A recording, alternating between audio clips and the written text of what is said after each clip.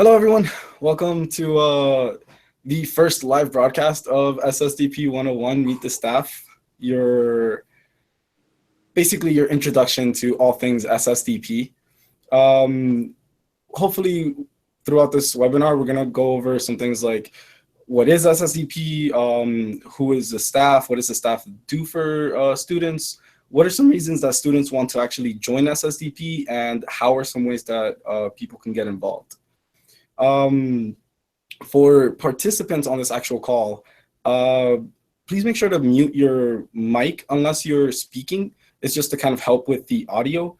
As for the kinds of questions that we kind of expect you to ask or would like for you to ask, have them be more like general and applicable to SSDP. So a bad question to ask would be something like, my school's administration is really conservative. How do I deal with that? That's a conversation more specific to your outreach coordinator. And we will actually talk about what an outreach coordinator does a little bit further down. However, questions like what are some of the resources that we provide to students, some of the training, what are campaigns that we're engaging currently, and things like that would be totally appropriate for this webinar. For those of you that are viewing this over the YouTube live chat, feel free to use that chat to ask us any questions. Tyler Williams is actually monitoring the chat this time around, and he will make sure to pull any important questions that you guys are asking of us, and we'll try to address them throughout the webinar. With that being said, I would like to turn the mic over to Betty, who will give us an overview of SSDP.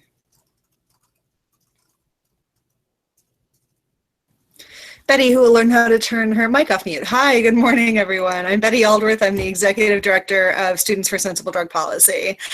SSDP was founded in 1998 by a handful of students on a handful of campuses in primarily the northeastern United States, who all sort of started talking on the internet about how wrong prohibition was, and in particular, what an injustice the Higher Education Act aid elimination penalty was, and decided to do something about it. So let me tell you a little bit about that. The Higher Education Act has a penalty which states that, or in 1998 anyway, stated that anyone convicted of a drug offense would not be eligible for federal grants or loans, meaning that if you had a drug offense, you basically couldn't go to college unless you could fund it yourself. Of course, if you're sitting here with us, you probably agree that prohibition is a failure, that the drug war has certainly not done anything to reduce the problems of drug misuse in our communities.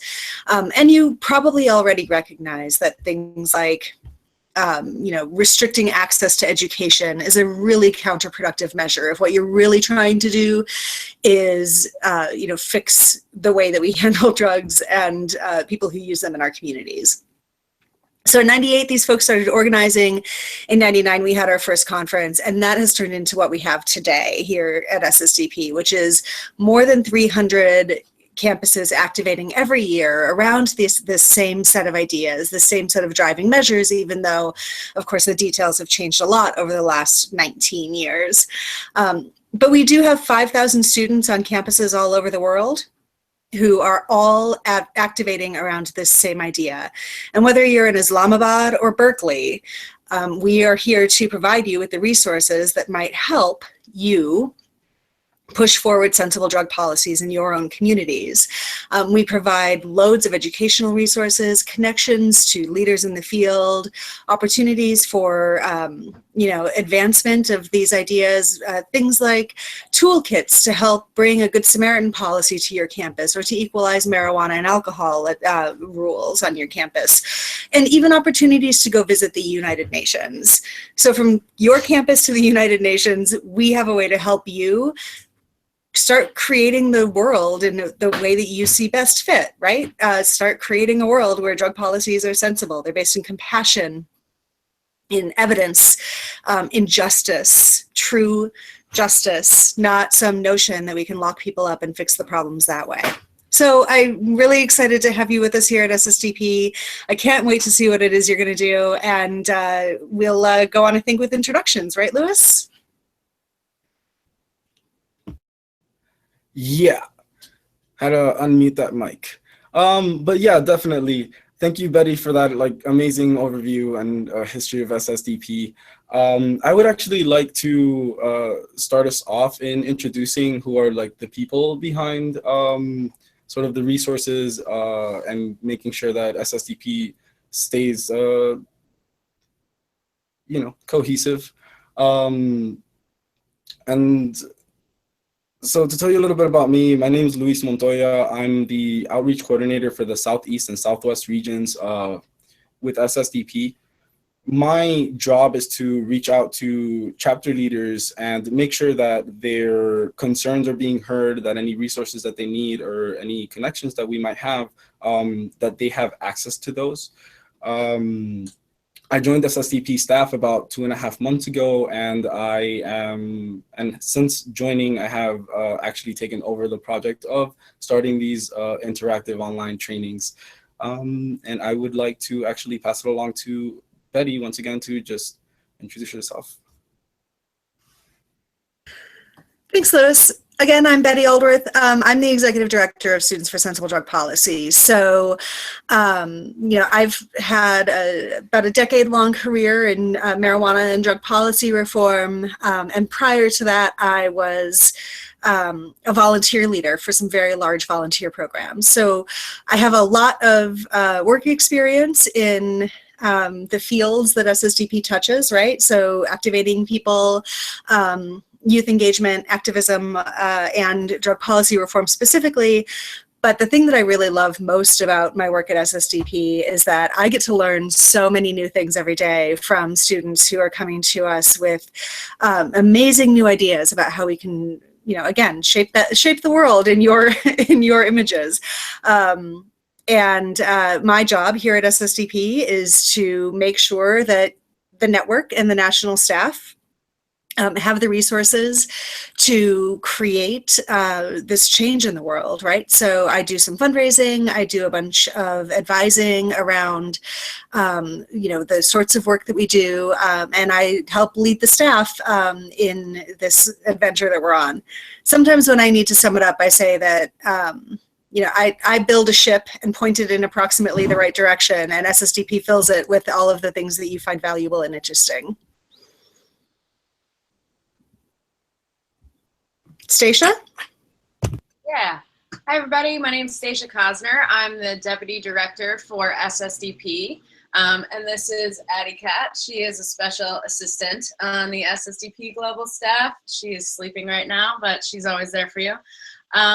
So as my role of Deputy Director, I do a lot of different things. I bottom line our annual conference, which is coming up next year in Baltimore in March. So mark your calendars. Hope to see you there.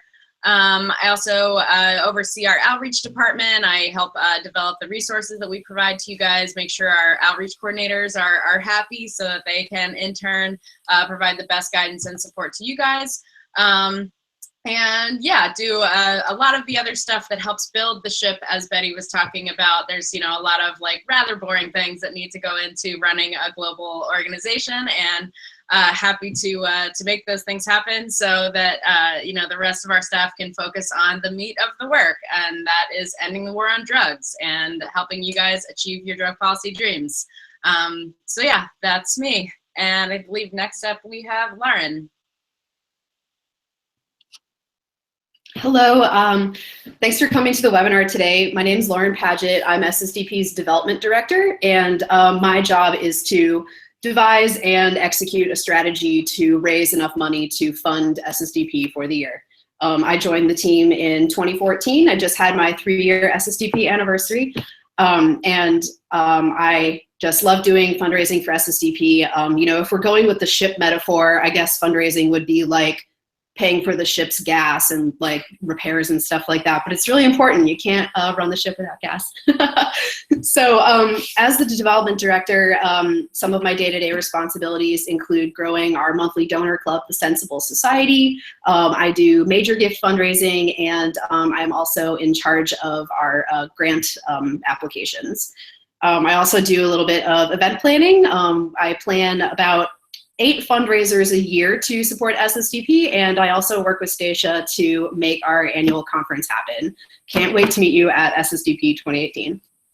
All right, I think next is Ville Marie, Dr. Ville.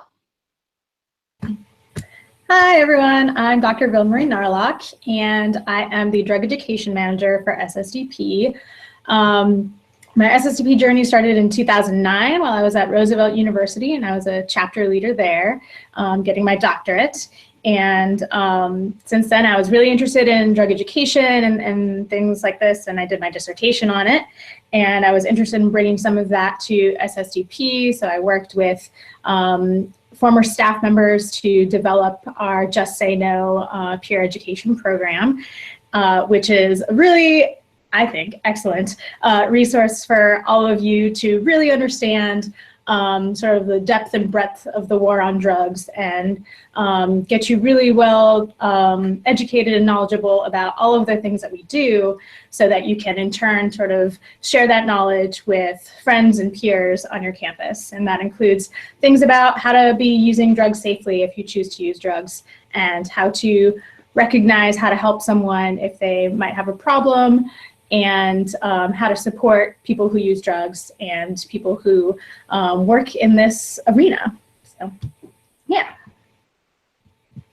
Next up is Jake, I believe. Move this over here. Hey everyone, my name is Jake Leotta. I am another SSDP outreach coordinator working on the Northeast and Mid-Atlantic regions in the US. As well as our entire international region. So I manage all of our chapters outside the United States, which is at 26 countries and growing, which is pretty exciting.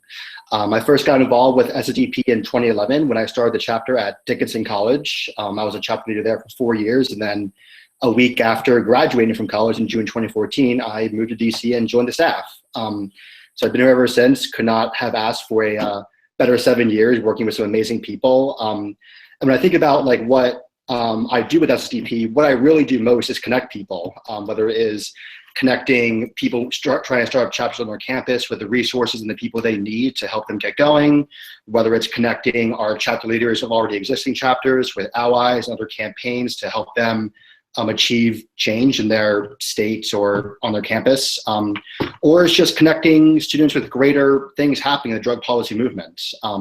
So in addition to doing all the regular things that Lewis talked about in terms of managing, organizing chapters and providing advice to students and guidance, I see a large part of my role as just connecting the people in our network together, which I really enjoy doing. Since as Betty said, whether you're in Berkeley, Islamabad, Manila, or Jerusalem, or Ireland, you can find SSDP here. And one of the really rewarding things about being a part of this network is the comfort knowing that you're in this with so many other people who feel the same way you do about the war on drugs.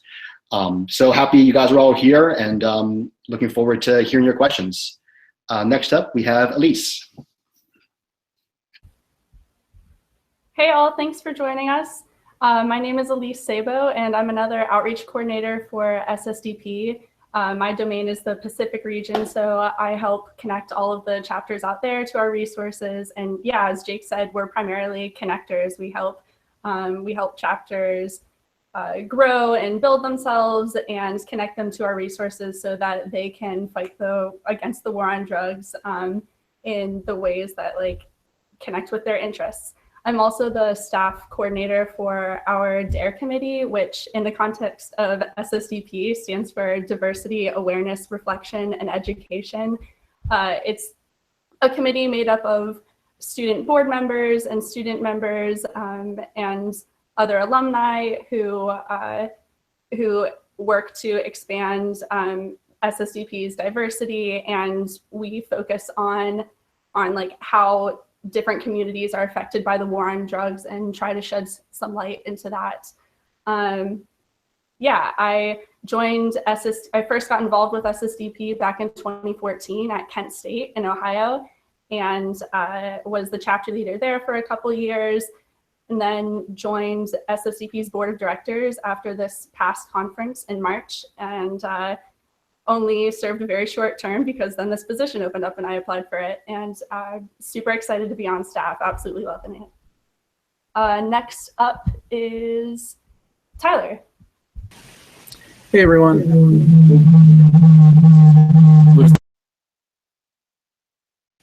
Sorry, Lewis and I are in the same room, so we got some feedback.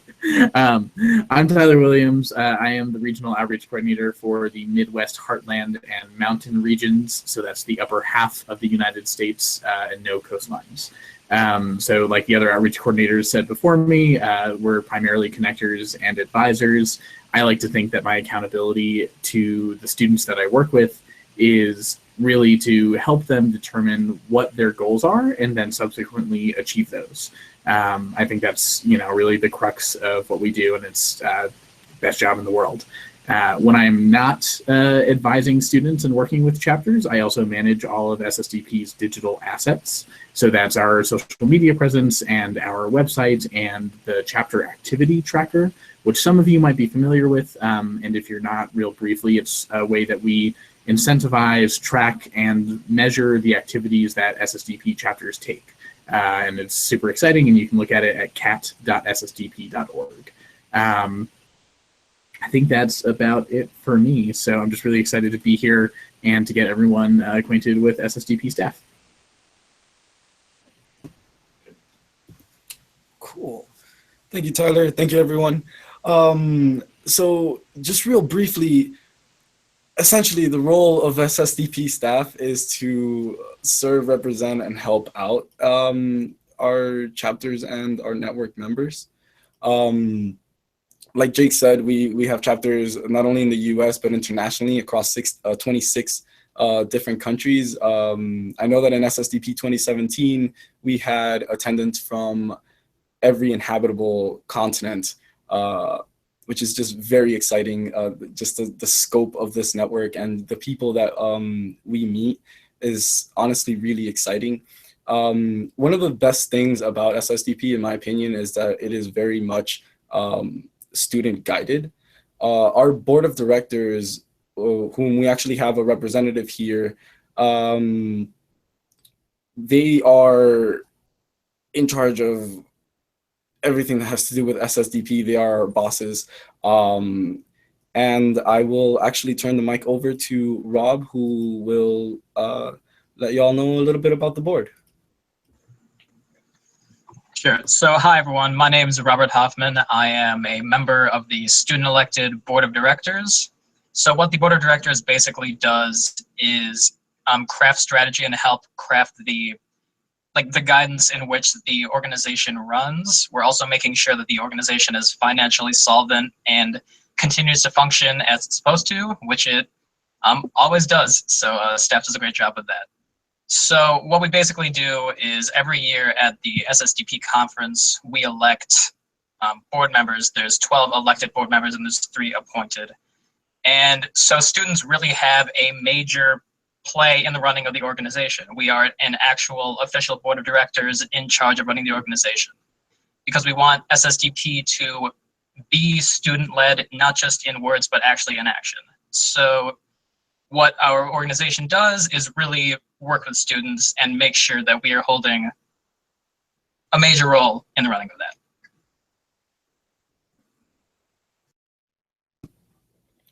Word. Thank you, Robert. So at this point, I kind of want to pause and see, does anybody have any questions in particular that you would like to ask any of the staff members or Robert about the board or the role of staff?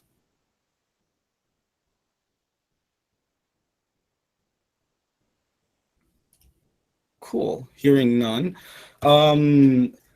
I would actually like to take some time right now to introduce the 2 students who made it on the call with us.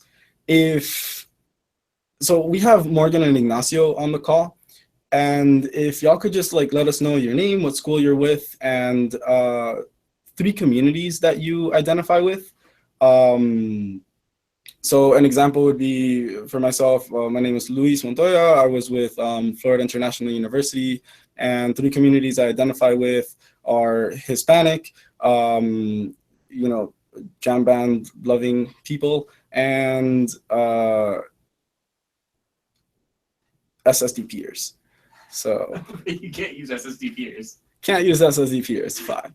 Word. Well, anti-war on drug people. I'm not really sure where to go with that, but you know. Yeah, dude. You gotta have another one. All right. You know what? Honestly, comedians. All right. Well, how about we start with Ignacio? Hello, my name is Ignacio Trujillo. I'm out of New Mexico State University chapter. I'm the current president of it.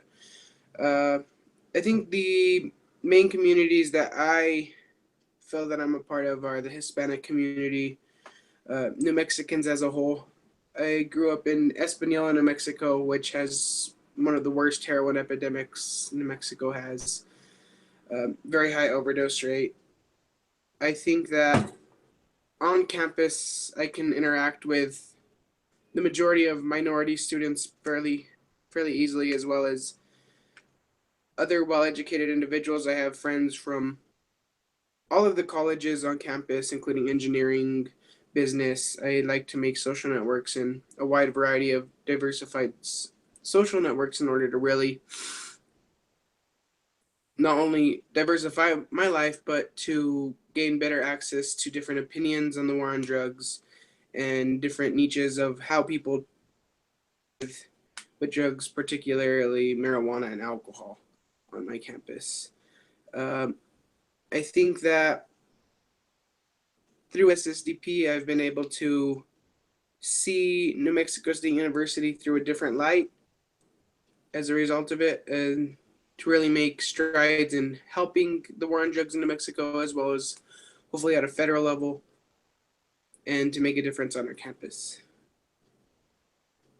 Is there anything else you would like to know? Cool. No, that was perfect. Thank you, Ignacio. You're welcome. Morgan, if you could please introduce yourself. Hi, everyone. My name is Morgan Duncan. I am the chapter president down here in Miami at Florida International University. I joined SSDP right in the midst of the Amendment 2 campaign to get medical marijuana in Florida.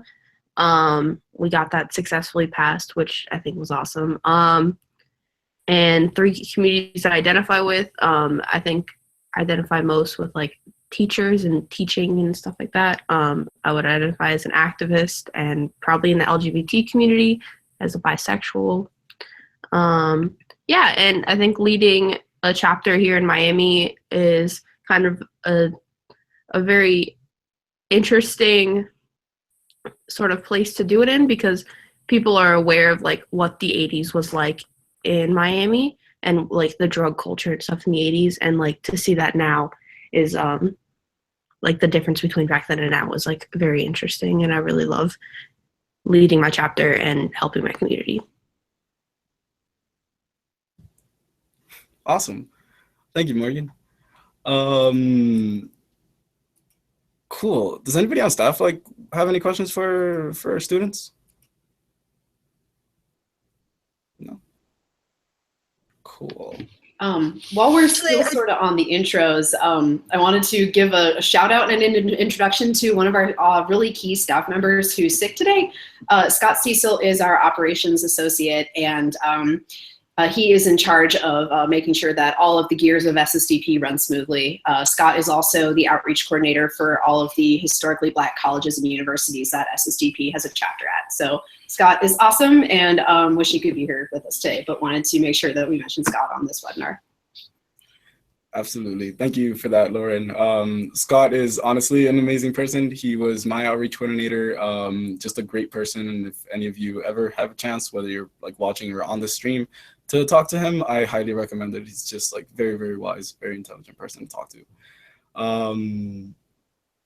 So moving right along, I wanted to go over a little bit about what are some of like the requirements that we have, or what are some ways that we acknowledge student chapters, right? So what does it mean to be an SSDP chapter? And according to our bylaws, which you can actually find on the SSDP website, there are 4 different ways that we will recognize you as an established chapter within SSDP. So the first is, well, there are 2. The first is that, oh, I'm sorry. I'm gonna back up a little bit. Betty actually wanted to ask Morgan, Ignacio, and Robert if they are working on any policy initiatives that they would like to tell us about.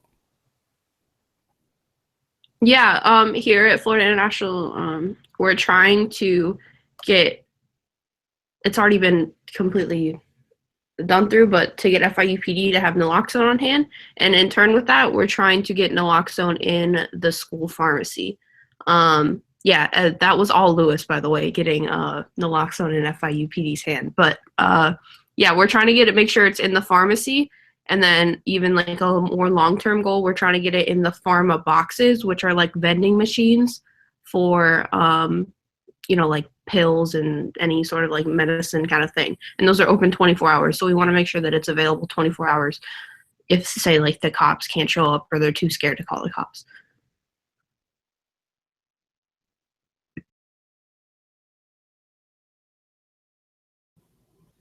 Cool. Thank you for that, Morgan. Ignacio and or Robert, do either of you have any policy initiatives that you'd like to share?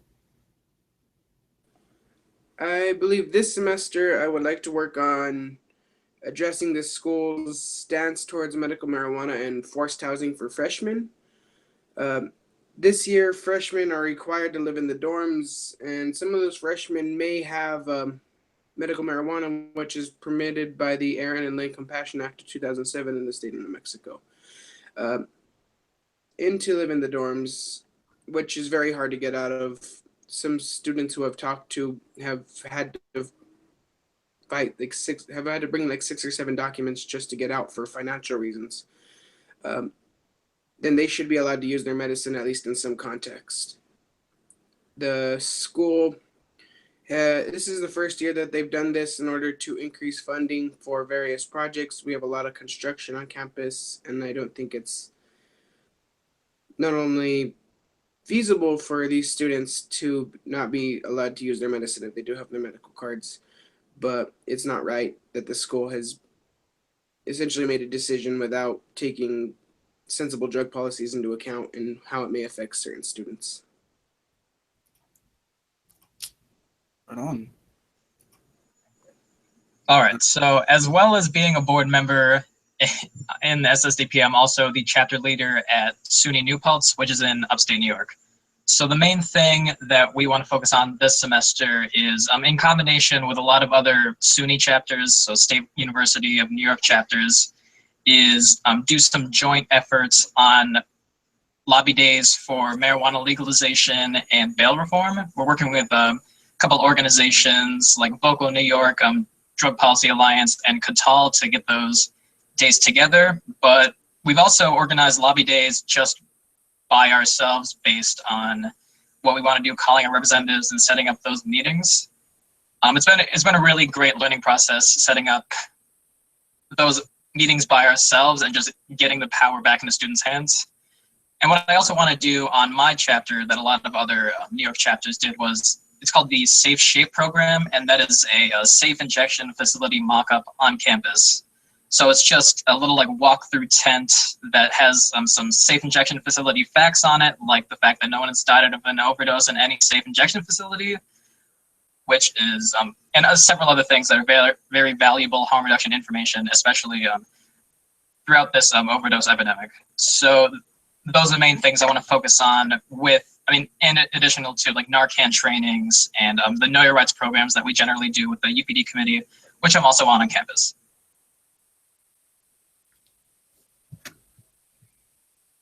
Right on. Those sound like awesome initiatives that y'all are engaging in. I yeah, I would honestly really love to like hear some more as like that developed from each of you, particularly the Narcan, the pharma boxes, the and as well as the medical marijuana, particularly for students that are being forced into housing. That sounds pretty intense. But going back to this of what does it mean to be an SSDP chapter? I know you've heard that we have 300 chapters in our network, but what does a chapter actually look like? And basically, a chapter is a group of people that have at least one student in it, and falls into at least one of three categories. The first being that it's been recognized by their school's administration as like an established group. The alternative is that at least one of the members in that group has attended an SSDP conference, such as like SSDP 2018 or 2017 that just passed. And the final sort of category that we allow chapters to fall under is that the group is active in such a way that they merit being called an SSDP chapter. They are actively letting people know about SSDP. They're trying to get policy changes made on campus to make sure that students with medical marijuana cards aren't being thrown in jail just because they're being forced to live on campus or lose their financial aid.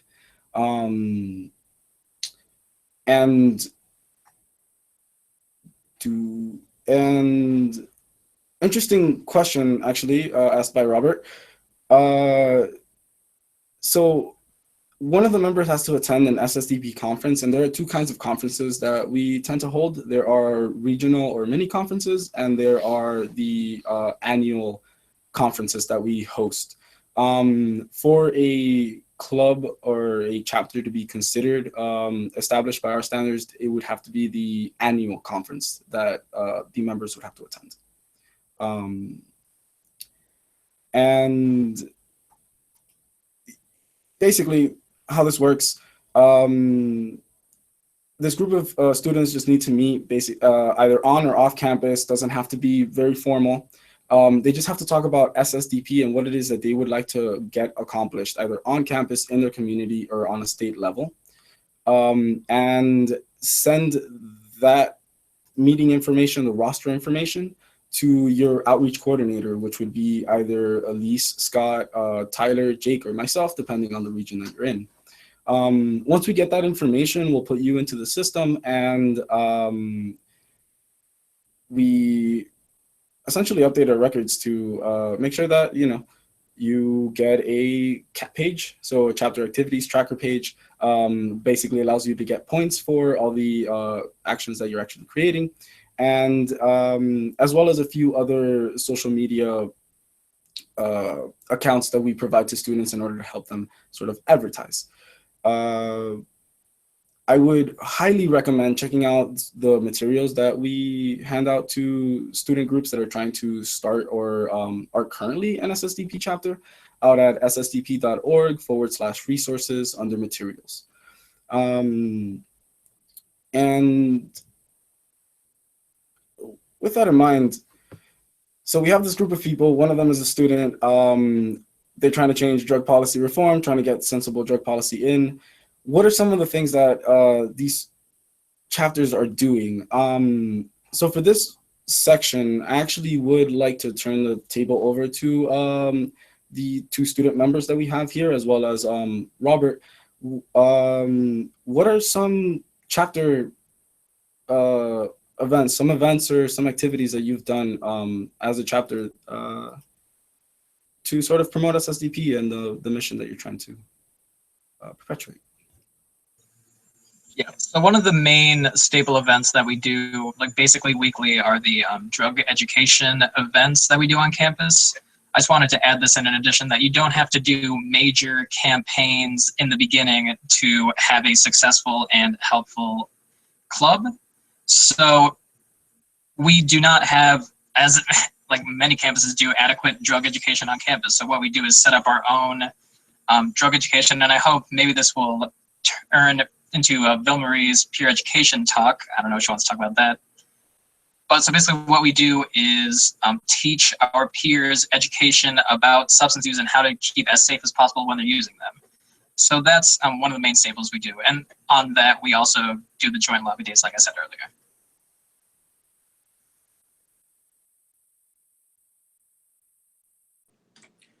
I think one of the most successful things we've done on our campus is a tabling survey where we used stickers to see where our student population and constituents are in terms of different substances and their legality. It showed that our students and our constituents, at least in southern New Mexico, are very accepting of what are seen as legal substance, alcohol and cigarettes. And surprisingly, I believe cocaine was very popular for some reason on the survey that we had done. Marijuana was on there. Some people had views of it as that aligned with the current federal drug policies, more specifically the Controlled Substance Act of 1970, which cites marijuana as a non-medicinal drug that has no purpose in our society, essentially, and only criminalized, and it's super dangerous. So that was interesting to see. We have done peer education, well, slightly. Our chapter is just starting up. It's starting to take off pretty well this semester with a pretty good group of executives. So we're looking towards expanding our efforts into the Just Say No program, getting certified on at least most of our executives, and to really educate freshmen and upperclassmen so that they can have education not only for their college career, but for the rest of their lives.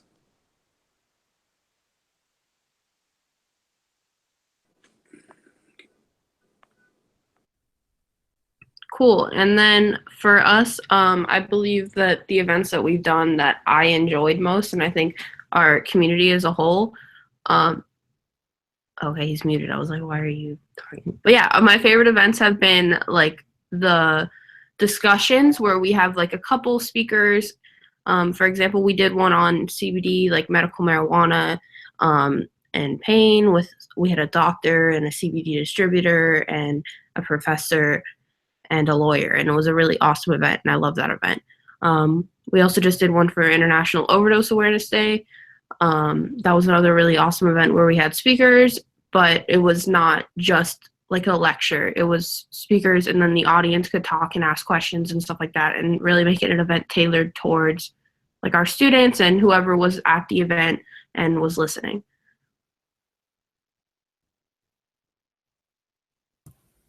Awesome.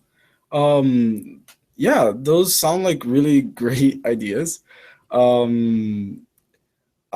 few other things that students can engage with are the Good Samaritan policies. I believe that Morgan earlier had mentioned the naloxone, police carry naloxone initiative. Particularly because we're in an opioid epidemic, a lot of states have actually allowed police carry or some kind of third-party distribution where you're allowed to mass distribute naloxone to police departments as well as students through pharmacies. So those are some examples of campaigns that students can engage with. Good Samaritan policies are particularly those policies that allow students to call police or the emergency room in the event that somebody's overdosing or that some kind of emergency is happening and there are drugs present. So the person doesn't get in trouble and doesn't avoid calling the cops and saving a life in the event that something is happening. Definitely calling and bringing in local law enforcement to see what policies are being enforced on campus, what things students are complaining about, making sure that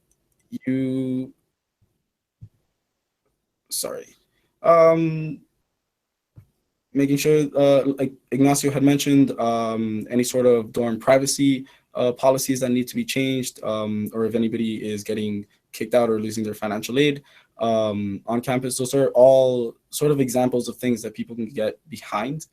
You can also check out a series of campaigns that SSDP has previously engaged with and SSDPers are currently engaging with underneath ssdp.org/campaigns.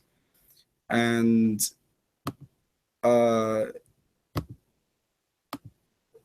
does anybody else on staff have any other events or programs that you think would be important for students to find out about? Yeah, I could talk a little bit about the Just Say No program real briefly, since it was already brought up and everyone seems to be excited about it, which you're making me very happy today. So thank you for that, y'all. But I want to, shout out to Robert for bringing it up first. He's a very special person in my eyes because not only is he a Rockstar chapter leader and board member, but he was one of the very, very first of our members to become certified as a Just Say No SSDP Just Say No peer educator. So thank you. And yeah, so it sounds like those on the call are pretty familiar already with the program and are going to be engaging if they haven't already, which is awesome.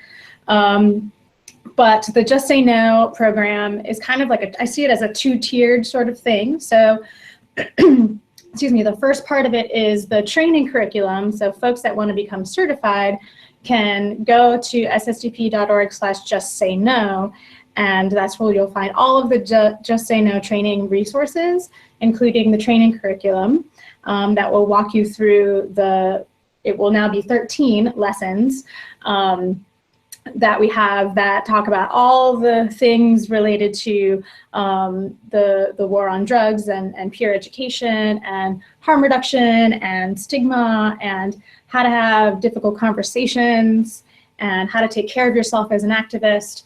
All that kind of information is in there and then some. And so you can go through that training, and there's a few different ways that you can do it. You can do it as a chapter, which I think is a really good way for new chapters to kind of have activities to do together. You can have discussions about the lessons and kind of work through it together that way. And the second part of it is once you're certified, like Robert was talking about, you can present the Just Say No drug education modules to your peers at school. So we have a handful of various different drugs that may be of interest to you or your peers, and a lot of information, more than you probably even care to know, on all of those things that you can talk about with your friends and peers on campus. So I love interacting with those of you who are interested in this. So I welcome emails and questions about the program and ways that you might incorporate this on your campus.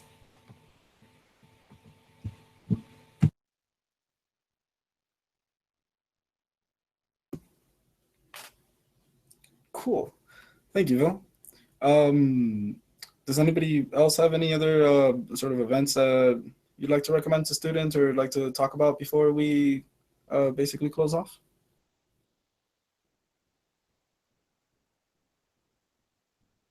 Cool. So hearing none, this more or less brings us to the end of our webinar. I would like to encourage everybody that's been watching this to join us on the Facebook group, the SSDP family. If you're a chapter leader currently watching this and you're not already part of the chapter leaders Facebook group for SSDP, I strongly recommend it at SSDP chapter leaders.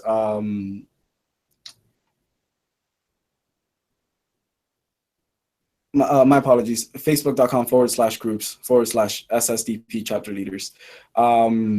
That's just a great resource. It's one of the many ways that a lot of us here on staff communicate with students, and it's a great way for students, for you to reach out to other chapter leaders and see what some events what are some events that they're hosting and some ways that they've solved issues that maybe they've already gone through.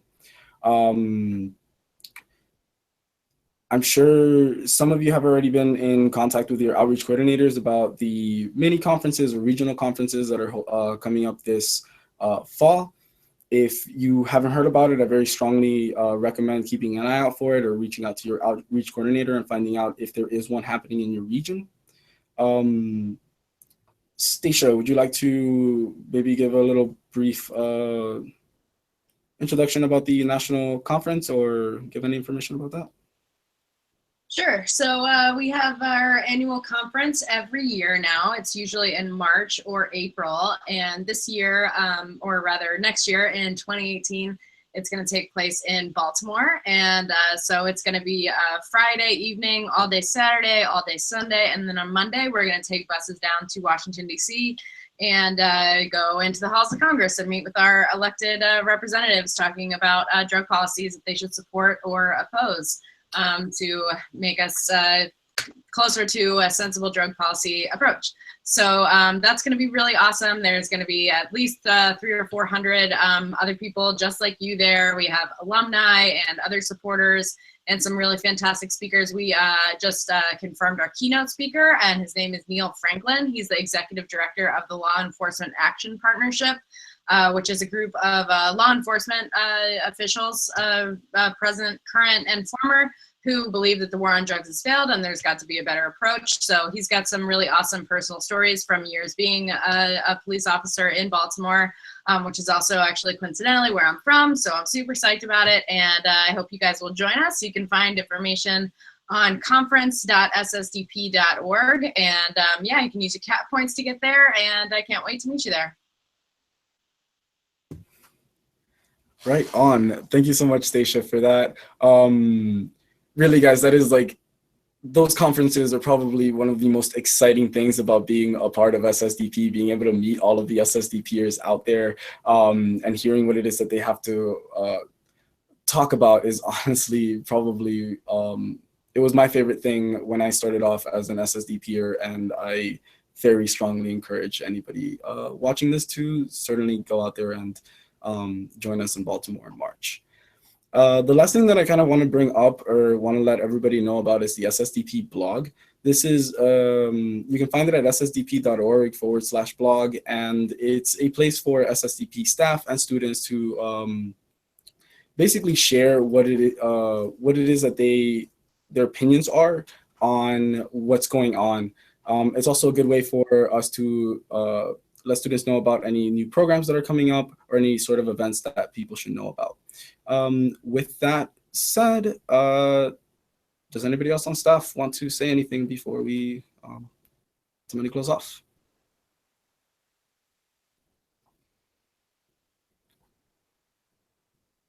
Cool. So hearing none, I appreciate everybody for joining us. Thank you so much. Please keep an eye out for the uploaded video, and I will be sending out a feedback form so you can let us know all the positives and negatives that you think happened throughout this. Thank you all, and take care. Bye, thanks. Peace out, everyone. Hey, everyone. Bye. See you soon.